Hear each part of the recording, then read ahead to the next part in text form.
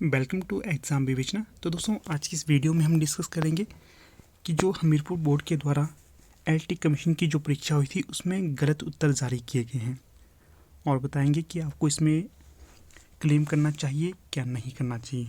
ठीक है, तो सबसे पहले तो मैं आपको बता देता हूँ कि जो हमें मिले हैं कि इन प्रश्नों पर आपको क्लेम करना चाहिए उनको मैं आपको बता देता हूँ, फिर बाकी की डिस्कशन आगे की जाएगी। तो जो सबसे पहला प्रश्न है यहाँ पर, प्रश्न संख्या है यहाँ पर 23। इसका उत्तर बोर्ड ने गलत जारी किया है। प्रश्न था कि सती प्रथा को किस मुगल शासक के द्वारा रोकने का प्रयास किया गया था, तो ये किया गया था अकबर के द्वारा। पर यहाँ पर बोर्ड के द्वारा इसका गलत उत्तर जारी किया गया है। बोर्ड ने इसे औरंगजेब माना है। आप सीधे सीधे तौर पर इसके ऊपर क्लेम कर सकते हो। यहाँ से आपको अवश्य प्रश्न का 1 मार्क्स मिल जाएगा। ठीक है, ये लूसेंट की या कोई भी सामान्य ज्ञान की जो बुक होगी वहाँ पर इसका आपको प्रूफ मिल जाएगा। अगला जो प्रश्न है ये होगा, मेरे पास पहले बता दूं, मेरे पास सीरीज़ है डी सीरीज़ के अकॉर्डिंग मैं आपको ये बता रहा हूँ। बाकी अपने प्रश्न पत्र को आप मिलाकर देख सकते हो कि ये प्रश्न आपका कौन से नंबर का है। ठीक है, अगला जो प्रश्न होगा यहाँ पर तो वो होगा 41। कौन सा प्रश्न है ये है, शताब्दी में कौन सा समास होगा।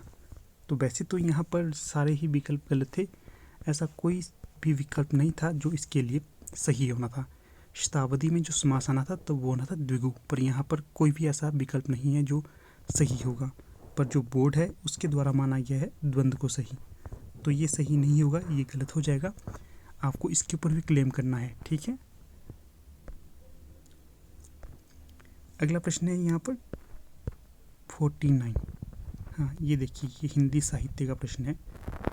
ये जो प्रश्न पूछा गया था, हिंदी साहित्य के काल विभाजन का पहला प्रयास किसने किया था, तो इसका जो सही विकल्प होना था यहाँ पर होना था जॉर्ज ग्रियर्सन। विकल्प डी, इनमें से कोई नहीं।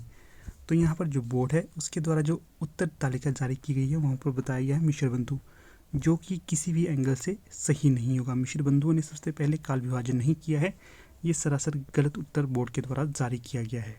ठीक है, तो यहाँ पर सही विकल्प हो जाएगा डी, इनमें से कोई नहीं। ये जो आपको इसका उत्तर कहाँ पर मिलेगा ये बता देता हूँ, ये मिलेगा सरस्वती पांडे की जो पुस्तक है, सरस्वती पांडे, वहाँ पर आपको इसका प्रूफ मिल जाएगा, वहाँ से आप इसको ले सकते हो। अगला जो प्रश्न इन्होंने गलत बताया था तो वो था ये वाला 53। माधवनल कामकंदला नामक रचना किस कवि की है, तो यहाँ पर वैसे तो जहाँ तक मैंने आपको बताया था सही उत्तर होना चाहिए था आलम।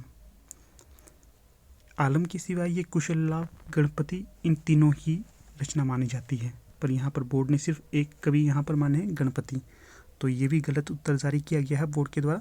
अगर तीनों को माने तो ठीक था, पर यहाँ पर सिर्फ एक माना है तो ये गलत हो जाएगा। इसके ऊपर भी आप क्लेम कर सकते हो। ये प्रश्न भी आपको गोविंद पांडे की पुस्तक में मिल जाएगा, इसको भी आपने देखना है। अगला जो प्रश्न था तो वो इसमें लगातार आ रहे हैं। तो अगला प्रश्न है 54।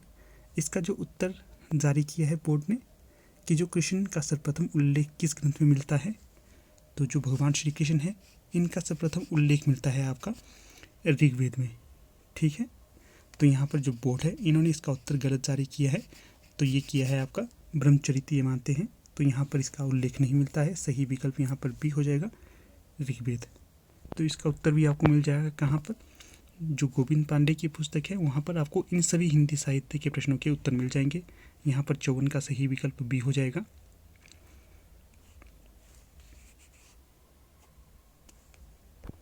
अगला जो प्रश्न देखते हैं ये है 55। ये भी गलत उत्तर दिया है।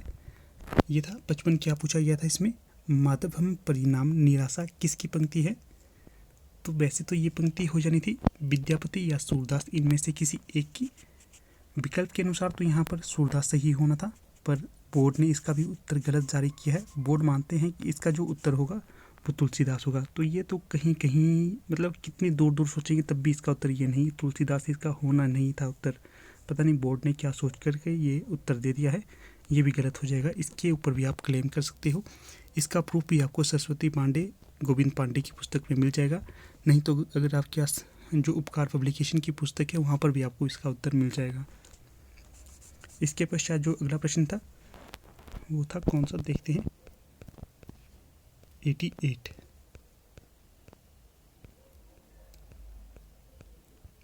हाँ, प्रश्न ये था कि भारत में टीवी कार्यक्रम कब प्रारंभ किए गए थे।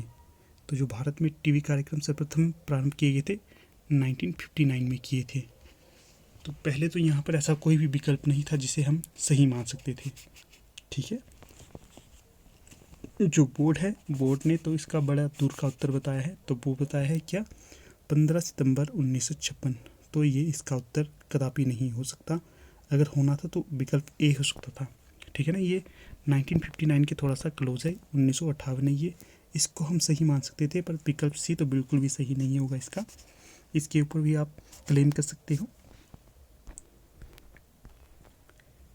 अगला जो प्रश्न है ये होगा 91।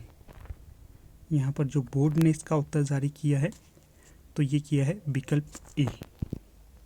तो इसका उत्तर भी ये नहीं होगा, इसका विकल्प होना था बी। ये भी गलत कर रहा है। आगे है 114, इसको भी देख लेते हैं।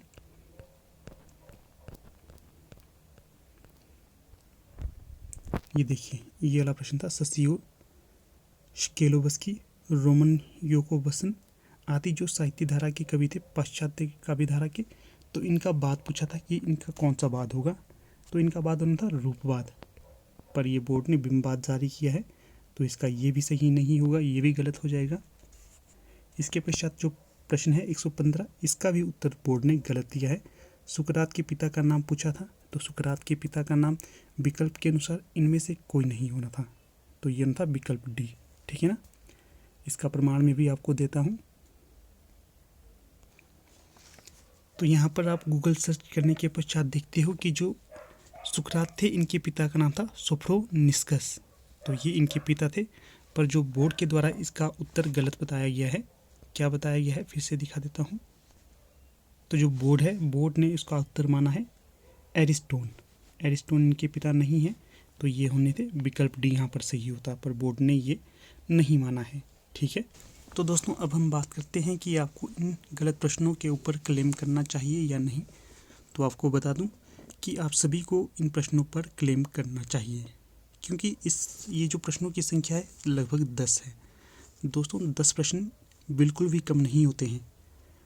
10 प्रश्न आपको आपके मेरिट में ला सकते हो, या फिर आपको कॉल लेटर दिला सकते हैं, या फिर आपको एक पोस्ट दिला सकते हैं। ठीक है ना, मेरे अनुसार तो सभी विद्यार्थियों को क्लेम करना चाहिए। जितना जल्दी आप उनके ऊपर क्लेम करेंगे तो बोर्ड के ऊपर प्रेशर बढ़ता है, वो जल्दी से इनकी रिवाइज आंसर की निकालेगा और आप सभी को इसका अवश्य लाभ होगा। ठीक है ना,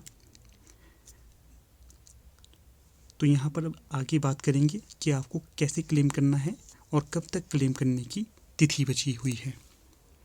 तो देखिए, जो क्लेम करने की तिथि है वो है 6/12/2021 साय 5 बजे तक आपको आपत्ति दर्ज करनी है। और कैसे करनी है, तो जिस भी विद्यार्थी को या जिस भी स्टूडेंट को यहाँ पर आपत्ति करनी है तो वो करेगा कैसे, व्यक्तिगत तौर पे या डाक द्वारा अपनी आपत्तियों को दर्ज करना है, पेज संख्या लिखनी है, क्या क्या नाम है, यहाँ पर ये सब बताया है। इस प्रकार से आपको आपत्ति दर्ज करनी है। तो मेरी ओर से तो आप सभी के लिए ये राय है कि आप सभी आपत्ति दर्ज करें। जितनी जल्दी आपत्ति दर्ज करेंगे बोर्ड के ऊपर प्रेशर पड़ेगा और वो जल्दी ही इसकी रिवाइज आंसर की निकालेगा और इसका आपको अवश्य लाभ मिलेगा। तो मैं पूर्ण आशा करता हूँ कि आप सभी को इसका अवश्य लाभ हुआ होगा। तो ठीक है, अगर आपको फिर भी कोई प्रश्न रहता है तो आप मेरे व्हाट्सएप ग्रुप में आकर मुझसे डिस्कस कर सकते हो या कमेंट बॉक्स में चैट कर सकते हो। तो ठीक है, यहाँ पर अपनी वीडियो को समाप्त करते हैं। धन्यवाद।